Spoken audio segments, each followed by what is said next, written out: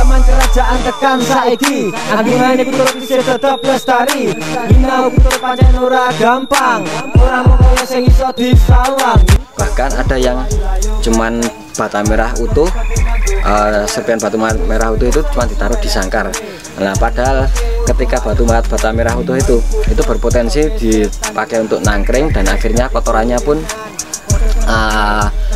turut mengotori bata merah itu, yang nantinya mungkin kita amati, karena tidak semua perkutut itu menyukai asinan atau batu bata merah maupun sotong maupun pasir laut. Dari kalau misalkan beberapa perkutut yang mau makan bata merah, pasti kotorannya berubah.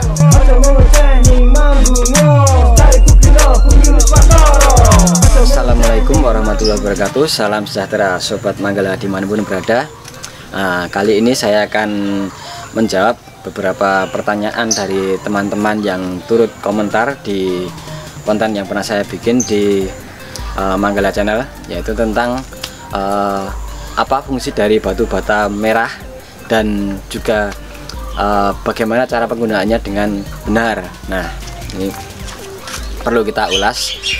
Sebelumnya kita jelaskan dulu apa fungsi dari batu bata merah. Jadi batu bata merah itu berguna sebagai pengganti mineral, yang dimana kalau dulu orang-orang dulu yang tinggal di pesisir pantai sering menggunakan pasir pantai yang digunakan sebagai pengganti asinan. Nah, sebagai asinan biasanya ada beberapa cara menggunakan asinan seperti pasir pantai, seperti sotong, seperti juga bata merah.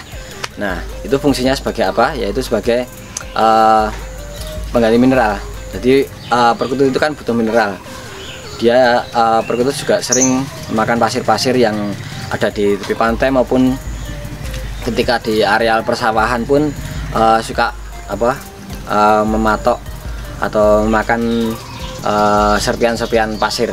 Nah, di situ dia berfungsi juga sebagai pengkristalisasi, untuk mengkristalisasi kotorannya.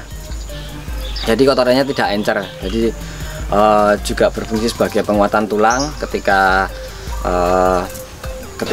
tulang kuat kan, ketika manggung juga cengkeramannya lebih kuat pada ranting pohon, jadi suaranya akan lebih menghentak, lebih kuat. Nah, di samping itu juga ketika sebagai peternak itu juga berfungsi sebagai menguatkan cangkang telurnya. Ketika sudah bertelur, cangkangnya lebih kuat ketika sering memakan serpian-serpian pasir tersebut. Nah, cara penggunaannya batu bata merah itu bagaimana tuh? Ada beberapa pertanyaan seperti itu. Nah, ini juga penting juga diluruskan, karena beberapa pegiat perkutut menggunakan batu bata merah hanya sekedar, bahkan ada yang cuman bata merah utuh, serpian batu merah utuh itu cuma ditaruh di sangkar. Nah, padahal ketika batu bata merah utuh itu berpotensi dipakai untuk nangkring, dan akhirnya kotorannya pun turut mengotori bata merah itu, yang nantinya mungkin bisa dipatok sendiri, bisa dimakan sendiri oleh perkutut tersebut. Nah, untuk bagusnya biar batu bata merah itu bisa dipakai secara maksimal untuk perkutut bagaimana? Nah, ini perlu kita ketahui. Jadi pertama-tama siapkan batu bata merah yang belum pernah dipakai untuk sebagai bahan bangunan ya. Yang paling penting itu yang masih dalam artian yang sudah batu bata merah yang tidak dipakai, dalam artian mungkin potongan-potongan yang sering kan tukang-tukang kalau memakai batu bata merah itu yang serpian-serpian sudah tidak dipakai. Lah, itu yang kita pakai, bukan yang sudah dicampur dengan semen atau sudah dipakai di bangunan lalu kita pakai. Nah, cara pengolahannya bagaimana? Jadi batu bata merah itu kita cuci dahulu, kita cuci bersih sampai bersih. Kita kalau misalkan ada lumutnya kita sikat sampai hilang lumutnya, lalu kita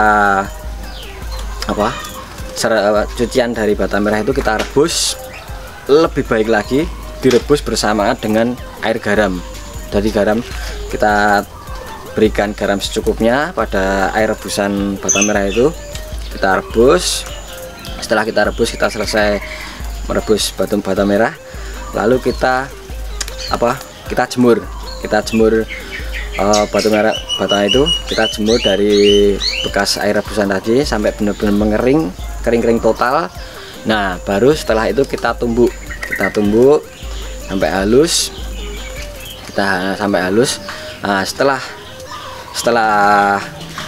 setelah tumbukan batu bata merah itu rata, ya kita sisakan sedikit yang agak berkerikil, nggak apa-apa, karena kadang-kadang perkutut memilih dia suka yang kasar atau yang lembut.